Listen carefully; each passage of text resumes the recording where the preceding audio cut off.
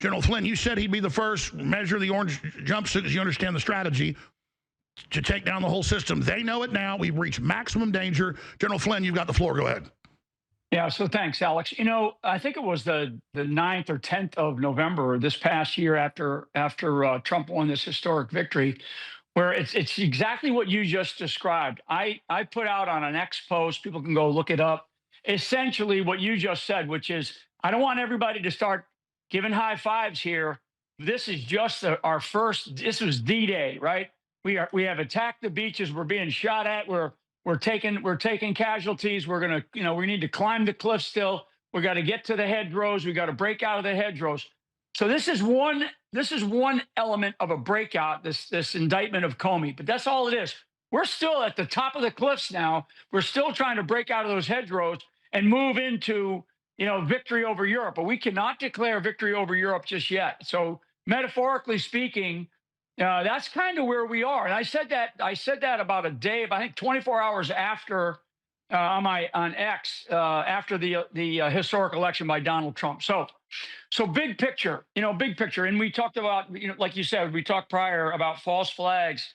One of the interesting things, and I've been paying very close attention to what the Secret Service just discovered up in New York City, this discovery of this telecommunications equipment that they found. And it's clear to me the types of equipment that they found. This is not some, go down to Walmart and buy this stuff and a couple of smart technoids put it together. This is nation state stuff, because when you look at the capabilities of that particular activity, right? These are things that can shut down 911, or you can get inside and spoof 911. You can do things like take over rail systems. You can take over transit systems, so rail, bus, trucks, and make it look as though it's mobile and low. Like you kind of go, what's going on here? And it's very difficult to detect. It's not just shutting down one set of servers in a building, in a bank, in a financial institution. It's actually taking over an entire system. And that also includes systems inside of the Department of Defense, because, again, the capabilities that were discovered are very, very high-end, serious technical capabilities, telecommunications systems. And my guess is that we probably have some of those sitting in other parts of the country right now, maybe in some of the other big cities where there are transit systems, metros and such, and certainly buses, taxis, the whole gamut. So I want people to understand that, yeah, there's a post right there about Comey, right? The first domino. And here's the thing about Comey, and I'll just touch on him briefly, because I think that there are other things that we need people to understand. I want you to have the floor, but I think what you brought up first is the key. I said during the break, I believe this is the false flag. You said absolutely. This is a coup d'etat system, and I said, would it be the British? The Chinese, the Israelis, we know they just found a bunch of Israeli stuff when they came to visit in the Secret Service vehicles that takes over systems as well, very similar. But we know the CIA would use a foreign government as a cutout, or some of those subgroups that are still loyal to the globalist deep state. And you were agreeing with me that exactly this is what you'd see in place ahead of an attempted hot coup to take control and disrupt telecommunications. So let's finish up with that, because you're a world expert on this, and then let's get into Comey and this big domino. Yeah, so little things, we saw some of this stuff, right? The escalators that Trump was on at the UN, the shutting down of his teleprompter. There's small indicators of things that occur, and if you're really looking at the bigger, broader picture and the capabilities that do exist, you have to say, okay, what is happening? What are the things that are being tested? And it's not just to test, to see if they can do it. It's to see what is our response to it, right? It's what is our response to it. What's the response if they send another fishing vessel off the coast of Venezuela, with known drugs? There's bales and bales of drugs that they can send in these. These are probes ahead of a major attack. Right. Whenever you do a reconnaissance, a very active reconnaissance on the battlefield, and it's happening strategically, you are probing to see what the response systems are. What is the decision-making structure to be able to make a decision at the highest levels of our government? In this case, the President of the United States, Secretary of Defense, the Director of National Intelligence, Secretary of State, the various entities within our national security structure. the president of the United States ought to be, he ought to have his national security team in right now and going through this. We call it war gaming in the military: action, reaction, counteraction. And when these things happen, so he ought to be looking at the options and the events that have occurred. And and when you talk about somebody like a Comey, he's dog whistling on his video, okay, on his video that he put out last night. I mean, the guy is beyond arrogant, but he's also messaging. The messaging within the deep state is very, very real. I mean, Comey knows. He knows not to. He's just been indicted, right? The likelihood of him being convicted is very high. But why would a guy like that, who's been at the top of the justice system, right, and served there, and been at the top of our government and served there, clearly, at the presidential level? I mean, why would a guy like that put out a message like he put out, as though like I'm innocent? I mean, you just don't do that for no reason. There is a clear and unadulterated reason why he is whistling to the entities that exist inside the deep state. Maybe he's basically whistling that we're going to stand and fight. He's got a deep state lawyer and law firm. Comey will go into this waging of this battle for him, and it'll be waged by many others in the deep state with unlimited resources, more resources than most nation states have. So what we have to understand is that the next couple of days here, right? I just listened to Trump a few minutes ago before coming on your show, Alex, about, I guess he was getting ready to get on a helicopter. He's going somewhere, and he said, more to come. Without him, we nobody would have known about the deep state. He's caught them all, and now we'll see what happens. The speed of war matters right now, okay? And we are in a war. We are in a war against the deep state. We are in a war against elements within our own government that are undermining every single aspect of what Donald J. Trump is trying to do. Pete Hegseth he's called in 800, right? I mean, he's got a bunch of guys and gals coming in, unprecedented in U.S. history, to bring them all in and to say, okay, we'll see what Pete has to say about that. But these are to basically get the word out, to everybody, to say, hey, look, we have to have our be on our toes here. I'm not going to stand for any more of the undermining, the usurpation of our constitutional processes, of our rule of law. Trump really needs to do a couple of things. Number one, he needs to get a briefing on all presidential findings. So Donald J. Trump, if you listen to this, get a briefing immediately on all presidential findings dating back decades. Number two, get a Title 50 briefing in detail by Tulsi Gabbard. She is very capable of doing that, and she'll be able to bring the right people to you. And then and in that meeting, in that briefing, have the Department of Justice, have the Attorney General in there, have the director of the FBI in there, have your Secretary of State in there, have your Secretary of Defense in that meeting, so they can hear what you're about to be presented, because what you're about to be presented are authorities that only you, as the President of the United States, has. Okay? We have 3 equal branches of government. I got it. But there's only one President of the United States. And that president is the only person who reads the oath of office with one particular word, and that's called preserve. Preserve the Constitution of the United States of America, as well as protect and defend against all enemies, foreign and domestic. And right now we have a massive amount of domestic enemies. The reason why I said months ago, Alex, is that Comey is going to be number one, because it is very clear. It's very clear what Comey did. Publicly, he did it, and he got away with it until now, right? So now the question is, what will Comey do? How will Comey act? I will tell you, they should have done a Roger Stone on Comey instead of allowing him to just turn himself in. And what is turning himself in? Yes, they should have raided him and gotten all the material. And let me just back up for a moment. General, what you're saying is beyond important. Probably the most important thing ever said in the 30-plus years of my broadcast, and I don't just say that lightly. You understand nation states. You understand regime change. That's what you obviously headed up. So, and you understand the factions still in the CIA, and we were talking during the break, that's the main culprit we got to watch here, obviously working with foreign states as cutouts. You're saying we have to be on an alert war footing. They've got to get, as is happening, the generals and all the top people in and say, this isn't a game. fire everything up, and also be in a posture to the bad guys we know, so that more of them understand their back's broken. That is so much of war is demoralizing the enemy. We are winning. And to let the enemy know their minions come in out of the dark, come in, to us. And I know that's happening behind the scenes on so many levels. And so they have the chief of staff coming in and blowing the whistle on the auto pin. The rats are leaving the sinking ship, but this is when the really bad guys up top will pull out all the stops. So we're in a war, and the president must preserve it. And you're talking about emergency powers. This is an outside coup operation, totally criminal. It's documented. And so we know what George Washington or Abraham Lincoln would do. And I think it's time to talk about that. That's where you're going. Please continue.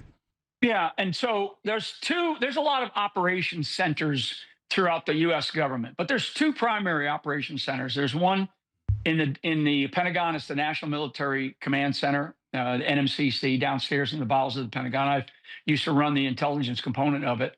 And then there's the one over in the CIA. The CIA has a very robust operations center. You can see and do anything you want from there, certainly globally. And you can understand what's happening if you had a CIA that was actually working on your behalf. There are other places where, like the National Counterterrorism Center has an ops center. There's really not one inside of the White House. But what I think right now, what President Trump requires is he requires an operations center that's working on his behalf and responding to every single thing that is happening around the world. I just listed a bunch of things here prior to coming on, and I just wrote them down. I'll just rattle them off: Ukraine, Middle East, Venezuela. We still have to deport 10 to 20 million criminals that are in this country. We have an education system that is still so broken, and we're already into a school year. I'm still fighting at the local level, school boards. Never mind, the Department of Education that Trump talked about shutting down. We just learned 300 FBI were at the Capitol on J6. We have whistleblower cases that are unveiling and unraveling all kinds of stuff about this coup that's going on. We have an organization that I just learned about. It was created in 2004. It's called UNITAID, UNITAID. And I can dig into that more, but it's essentially a USAID overseas, so they can launder our taxpayer dollars over there, right, and use them for whatever they want to use them for, like to usurp our elections. We have the Department of Defense. We just mentioned what Pete Hegseth is up to and what he's doing, and we'll see what ends up happening and what comes out of that. My guess is he's going to be reading them the riot act about getting control of some of the organizations, but also taking a hard look at some necessary reforms that do take a lot of time. But in the meantime, we have got to be ready for war, right? You got China breathing down our necks, and they're not just breathing down our necks in the Pacific or the Asia Pacific Basin or in the Panama Canal. They're breathing down our necks right here in our own hemisphere and right here in the United States of America. And then the last thing, which is really the most important threat that I feel that we face, and that's a Marxist socialist element inside of the United States government. And I call it an unholy alliance. It's this unholy alliance between these isms, right? Communism and Islamism. Sorry, but that's just the way it is. People can call me all they want, but that's the problem that we face. And there's a lot of documentation to prove all this out. That I'm we just had a baseball field shot up. We've got ICE agencies being shot up, people being killed left and right. The level of violence is accelerating. Charlie Kirk killed, and just to put a finer point on this, sir, what we talked about during the break, can you spend a few minutes on? You said, I said, are we entering the maximum zone of the false flag? And you said, absolutely. And you went into the electronics they're finding everywhere and the stuff that's going on that can hijack command and control. But what other type of false flags? Yeah, so we've already seen some of these, right? We've seen the derailment of trains with poisons on them, the Palestine, Ohio train derailment. We've seen the shutdown of communication systems in a local or regional area. We've seen, the use of a localized EMP. We actually had an event down, I think it was in Miami, less than a month ago, where there was a lot of communications that were shut down. And again, you kind of look at it and go, all right, what's happening? Are they starting to take some action, right? So we know from the last 4 years, the infiltration of elements inside of our government, right? Iranian teams, we have Hamas and Hezbollah who have been here for decades. Never mind just coming in over the last who are allied couple with of the years. Democrats. We've seen, yeah, absolutely, 100% allied with the left. Okay, and the left loves to use words like liberals and progressives. It is Marxists and socialists, and they align themselves in an unholy way with the radical Islamists who are out there among our midst. I mean, we just had the National Counterterrorism Center put out a report a week and a half ago or so about Al Qaeda, right? About Al Qaeda being inside of the United States, getting ready to potentially conduct attacks. So when we talk about false flags, are these random things that are happening, or is there some overarching command and control of them? Why did Comey do his whistleblow call? Barack Obama recently came out and did a little whistleblower call. Like, remember Comey with the seashells saying kill Trump. He's exactly. And so the projection of deception is a Saul Alinsky type operation, right? It's a rules for radicals. It's a Marxist socialist type of warfare technique. And this idea of projecting on us what they are actually doing to us. And they will project to deceive. Go ahead. And by the way, the Crush Fascism publicly funded Soros Antifa group that's in all 50 states and said on November 5th, they're launching another uprising. Those signs are all over Austin, all over D.C. when I was there. They're all over the country. So they're gearing up for something big on November 5th. And so, like you said 6 months ago, when the indictments start, if you start seeing all sorts of random violence and events intensifying, all of that is probing, all that is getting law enforcement, everybody just kind of used to this background so that when the big attacks come, people are caught flat-footed. And so I don't think there's any doubt it's going down. It's a technique. It's all it is it's called sowing chaos. Okay, sowing chaos, and that's exactly what they're doing. So what do we do? Chaos.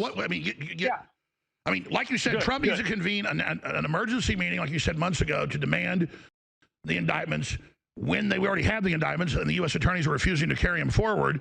And so I know he's doing this. He needs to continue to convene and just, what does he say to the public? Declaring Antifa a terror group, which it is, that's their total mission. It's violence to intimidate.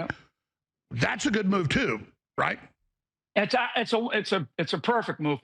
One of the things that the president has to do right now is he's got to communicate, and he's the best communicator, that we've ever had, right? I mean, but he's got to communicate more, and he's got to communicate very clearly. I listened to his speech the other day at the UN, which I'm adamant about. We got to get the UN out of here, but Trump is a great communicator. But now he has to communicate to the United States of America, to the people of this country, and frankly, the rest of the world that are still begging and hoping and pleading that the United States doesn't collapse under its own corrupt weight here. But he's got to communicate, almost like a State of the Union address or something. It doesn't have to be with Congress. He can do it from the Oval Office. But communicate the things that are happening and what his administration is doing without signaling, without giving away the farm to the adversaries that are trying to figure out what is Trump going to do. But we cannot keep having the president of the United States in front of a couple of cameras, a bunch of cameras in front of the White House, in front of the fake news, and saying, we'll see what happens. We'll see what happens. The American people now deserve to know, what are the steps? What are the stages of the things that are going to happen? If there's going to be more indictments, then just say there's going to be more indictments, and they're going to be in the next couple of days. Either you have the evidence or not. That's one element. What is it what did we learn about Charlie Kirk, right? I don't believe what the evidence has been presented to us has said. I don't believe it. I just don't believe it. And the other thing about dates, because you just had that date up on the screen there. Dates matter to these people, okay? They matter quite a bit, right? We didn't talk about 9/11 all that much. We talked about the murder, the assassination of Charlie Kirk the day prior, and everybody was like, what's going on? We weren't even talking about 9/11. Why? Because they don't want New York City to be in the know right now, because there was so much going on in New York. We're getting ready to have a radicalized socialist Muslim Islamist as the mayor of New York City if some miracle doesn't occur in the next couple of months here. So again, they're on the warpath. They being this radicalized Marxist element, these elements inside of our government that are led by, frankly, the Chinese are right at the top of that heap, and they're moving like. And let's go back to the metaphor of World War II. I mean, the Nazis and the Germans, they were very methodical, they were very organized, they were very smart about how they moved. When we attacked on that beach day ahead, it was like scrambling, right? Get the paratroopers out there, get the infantrymen. We didn't know which side was happening. Just keep pushing and keep pushing. So that's my message to the American people. We have got to keep pushing. We've got to keep pushing our leaders at the local level. We've got to keep pushing our leaders at the congressional level. Exactly. We've reached the moment. We've reached the moment of maximum push, a real inflection point. I know you've got to go soon, but I want to play you. If you just take 5 minutes the next hour, I want to play you Gavin Newsom. That didn't get any attention, is super ultra chilling, because in the Podesta plan, I know you know about, that if Trump could have won in 2020, they were going to have Western states secede, blue cities secede, make it racial, have a civil war. That's Podesta's plan. Then they made a movie, $350 million budget, that was released last year called Civil War, and in it, it's called the Western Alliance, that then goes and drives in an basically white army, because there's a Trump figure who's racist, and they kill him in the Oval Office. Now, he just went on TV, and they call it the Western Alliance, and that they're, not just sanctuary cities and all this, but they're going to resist Trump. They're actually implementing the soft launch of that General Flynn. We'll go to break and play the clip, but just a 50-second comment to that. Absolutely. While we're getting ready for that to come on, I mean, these plans exist, and there's a combination of these types of plans. And I've actually seen some of them, and I've certainly read the Chinese version of this plan, which these people are aligned. We have to stop this political, two-party system game that we're playing here. This is very real, and I want the American people. I mean, I can be the eternal optimist, but I want people to be realistic about what it is that we are facing. And when they start to present these kinds of ideas, and you said it at the very beginning, there is a plan. If God help us, if Trump, if the Republicans don't get smart. Hold on, General, stay there, sir. It's a hard break. 2 minutes. We'll be right back, sir. We'll join our regularly scheduled program after these messages. I didn't know he was taking our ultramethylene blue, so I said, with all our guests, we asked him to take it. And you just gave me your brief testimony, so I would look, because I mean, this isn't BS. Robert F. Kennedy Jr. takes it. It's good for your cells. If you're on SSRIs, you can't take it. It's very serious. We have the strongest, and it funds this operation. You want to get it at thealexjonesstore.com. Medical grade, USP grade, the best. Ultramethylene blue. So you sort of give me your testimony saying you love it. I said, hold on, I don't want to know. I want you to tell people on air, William. So when did you get it? What was the effect? So I've been a health nut, people call me, all my life. Well, you look super young for your age. So. And so I thank God that I've been healthy. And when I take most supplements, a lot of people say, you'll feel, this big surge. And normally I don't. I just think, okay, I'm doing something right for my body and for my brain. And with methylene blue, I do notice that it does seem to give me more mental energy. It helps me I keep a lot of late hours. I'm talking to people over in Europe or over in other continents, and so my biorhythms get all messed up, and so it really helps me with my sleep.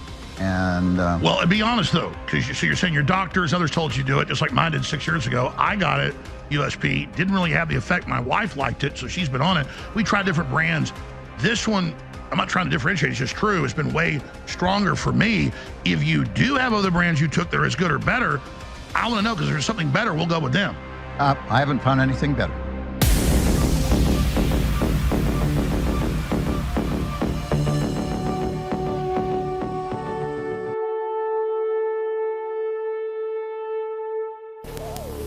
Now, back to our program. If the Democrats controlled the military, and if they would confiscate guns and put us in camps, it came out with the Weatherman, it came out with Obama, the plan to break the country up with the Cubans and the Chi-Coms. Movies like Red Dawn were made out of operational manuals we got from the Russians, the Cubans, and the Chinese. But when they do this, they're going to make it look like it's a racial uprising in America. Well, they've got people they work with in our government the Democrats that are allied with all of this. And the main armies are going to come out of Central and South America. That's why Venezuela is so key. Trump understands this, the Panama Canal. This is the end of the country. This is how they take the country down from within. You don't do it with nuclear weapons or it ends the world because of mad. And all the signs, battle plans, Soros, it's all there, the violence escalating.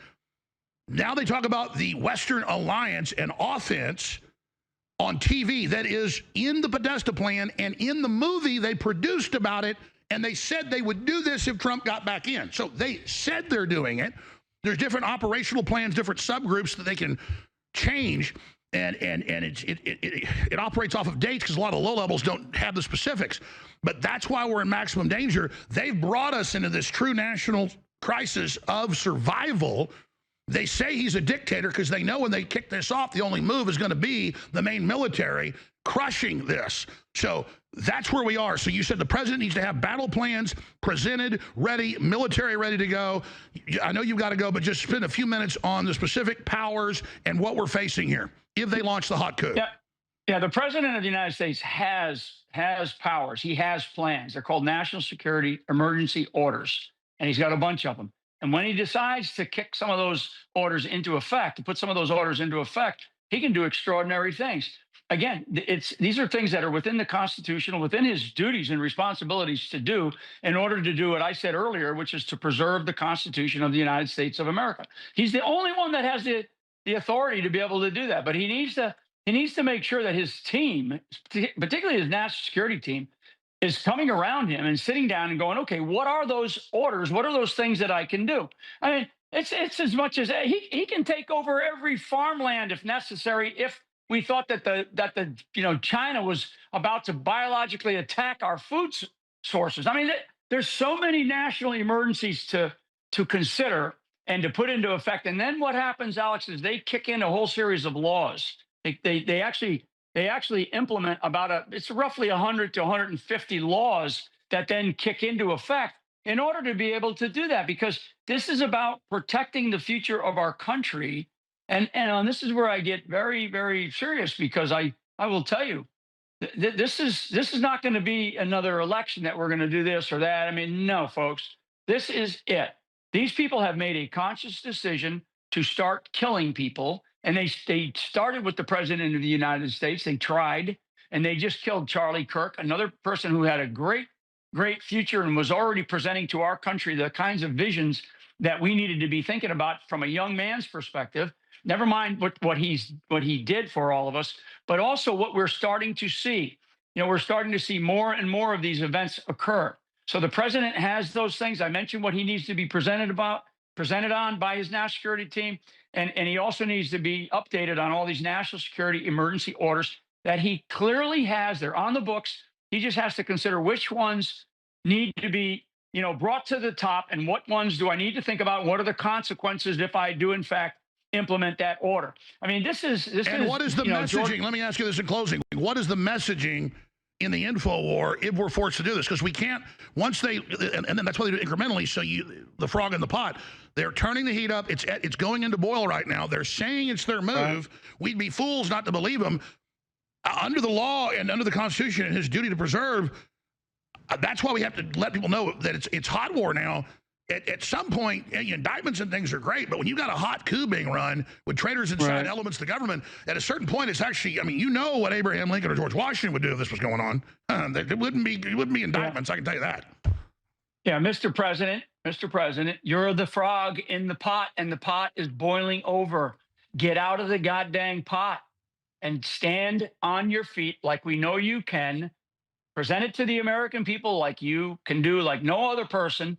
And let's get on with this. Let's make sure that we are going to win this battle, this war that's being waged against us to basically take over the United States of America. That's where we're at, Alex. And that's my message to the president of the United States. And the Democrats say when they get back in, they're going to tyrannize all of us. They are open. Absolutely. Tyrants. General Flynn, incredible books, incredible information. You've got several websites. Which one's the best to visit? General Flynn? GeneralFlynn.com. Go to GeneralFlynn.com. Well, you are America's general. Great record, great past. Target of the deep state #1. That's why there's always fake CRISPR campaigns against you from the right. Those are all government and globalist operations. You're the best, and we wouldn't be here without you. We salute you and your family for all you've gone through. You're a true winter soldier, so God bless you.